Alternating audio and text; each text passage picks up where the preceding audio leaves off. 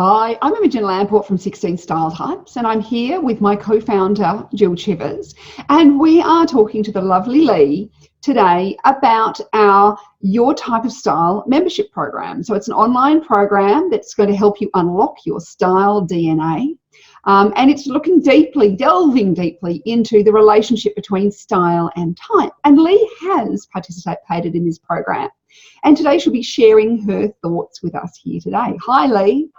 Hi, thank you for the opportunity. Our pleasure, thank you. Can you tell us, what were some of your biggest takeaways that you got from doing the program? The problem is limiting the number of takeaways, but in a summarising sense, I realised what I got was a sense of joy in my own style, and for me, that was a total surprise. Wow. You know, I expected to become more efficient and more confident and so on, but to the day that it dawned on me through that program, oh hey, this is really cool, that was really great. Yeah, so a confirming of who you are rather than asking you to subscribe or proscribe to other ways of being. It was really about you and your innate approach to style. Yes, and realising that there were some bits of that I was doing easily and naturally, and there was some other bits that I could just awaken, I suppose, and use so that I could express myself more effectively. Yeah, yeah. Did anything surprise you in the program? You weren't expecting it, and there it was, or something that you experienced? Again, about 101 things, Jill. I suppose one was if I don't see myself as a creative person in any way, shape or form, and two sort of things that happened around that made me realise actually you're completely wrongly, you must be. One is that the group was such a strong sense of fellowship. I think many of us posted quite often and posted on all sorts of different issues, but all still relating to style. Mm. And I'd look at my post and I'd think, that's a bit boring, I better shove a picture in. And people found that really creative and surprising, whereas for me it was just an attempt to overcome it all looking a bit boring. Yeah. And then in relation to that, some of the play shops, which I don't think I said at the time, I thought were incredibly twee, and I thought this is ridiculous. And then when I did them, particularly the ones around imagining a video or think you're in a play, what sort of character, I A, really enjoyed that, and B, realised that it not only helped me think it through, but it's given me a way of thinking about things going forward. Yeah. So I suppose it was the postings in the group, but also the nature of those play shops was a real surprise. Yeah. Well, that ESFP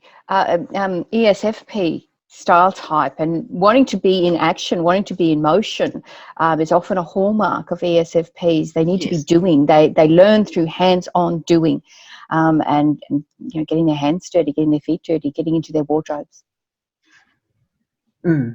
Yes, that's probably right. Yeah. Yeah. And that creativity piece is also very interesting, not thinking that you were creative and something that you were actually doing to alleviate something, to counterbalance something, and other people experiencing that as being very creative. Also another beautiful illustration of type in action, how something that just, an idea that came to you, you did it. To you, you didn't experience it as an act of creation or a creativity action, and yet that's how other people experienced it. And actually, as you say that, I realise that's about the need of someone of my type to be able to connect with people and to relate to people. It's a really strong driver, and if I feel I'm not doing it, I'll really boost a boiler to find a way of connecting. Yeah, another hallmark of ESFP, that need to be in relation to other people. Absolutely. Yeah. Can you tell us, Lee, what do you think would be the value that other people of your type would find useful or valuable about doing the program? Yes, one is the stuff that it forces you to work around with challenges made a huge difference to me, not just on the program, but obviously continuing on, but also it spread out in a way that I hadn't expected. So that need for spontaneity and action means, and I think I'm typical of my type, I always have a whole lot of really different things going on at any one time. So then when it comes to going to the wardrobe and still wanting to wear something that was different from yesterday or suits my mood or something like that, I was just incredibly inefficient about all that. And the program concretely has got me keeping my wardrobe more organised. And wardrobe in the broader sense, not just what's hanging in that physical wardrobe, but also my drawers, my shoes, my scarves, everything. It's still not what someone of a more detailed mind would call organised, but relative to what I was, it's a whole heap better. And then what I found was it spread out into the whole of the rest of the house. That I started to realise that if it made that much difference in style, it actually could make almost the same sort of difference which it has in the boring linen cupboard and things like that too. So it's been a big bonus. Yeah. Have there been any other practical benefits? Getting dressed in the morning, going shopping, colouring your wardrobe, packing, and any other of those sort of practical areas that it's impacted on? Yes, one of them is that the gap for my style is around long-term planning, and what I realised was that could make an enormous difference. So just earlier this week, I now know particularly the real workhorse items I need in my wardrobe. And one thing that I had on my list was I need to replace the 2 grey sweaters that I've got. See, you can see one on now. They're real workhorses. And I was going through duty free in Perth and saw that they had a really neat grey jersey, and I thought, perfect, I'm buying that. Whereas I wouldn't have even bothered. Well, if I'd looked, it would have been a once over lightly, not taking it seriously or anything like that. So that's been an enormous practical benefit. And for me, I've always dressed at least reasonably well for the corporate environment where I work. But increasingly now I'm more and more part-time. Where I have had to raise my game is in what I'm wearing around home and what I'm wearing in my outdoor activities. I think that probably applies to a lot of women in my age group. And I've stopped just making do with something that forms a function but doesn't look like it belongs to anything. That's made a huge difference. And I wasn't expecting that.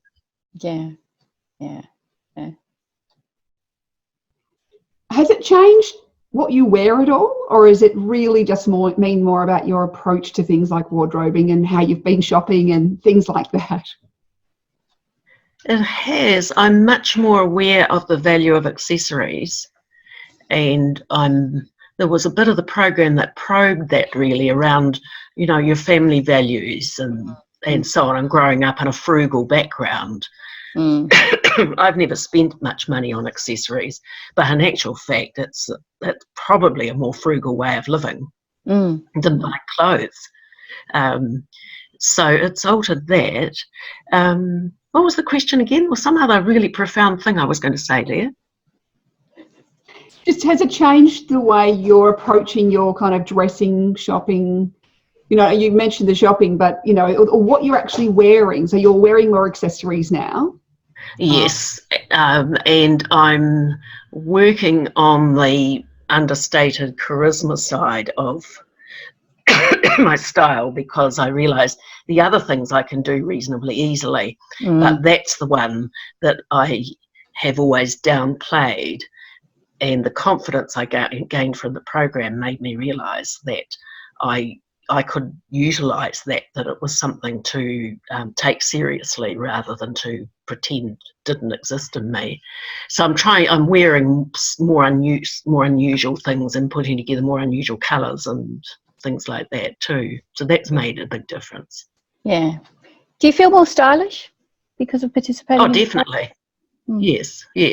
Yes, and I mean, one weird thing that happened was I realised in one of the bits of the program, I'd swung so far to wearing lighter colours that I'd got too casually dressed for the corporate environment. I'd swung too far one way, and it made me realise that with the variety that an ESFP has, you need to keep tabs on all those different portfolios and be dressing for each of them. So I've now put in a different wardrobe a bunch of corporate clothes that I get out when I need them.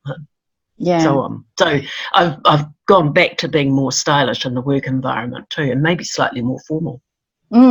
Yeah. So it sounds like the program's had many and varied and quite a few unexpected benefits for you.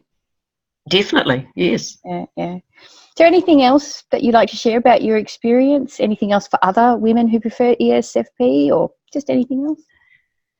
Well, I suppose the other unexpected thing that suits an ESFP really well is the group, the sense of group that we all developed as we went through together and shared more in depth than you can on those other bigger scale parts of what you two are doing. That was an enormous help, and both being able to support other people but receive that support and shared humour and shared wry humour sometimes.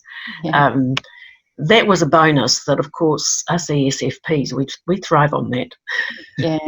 Yeah, absolutely. Sense of a group, doing things together, being part of something, belonging.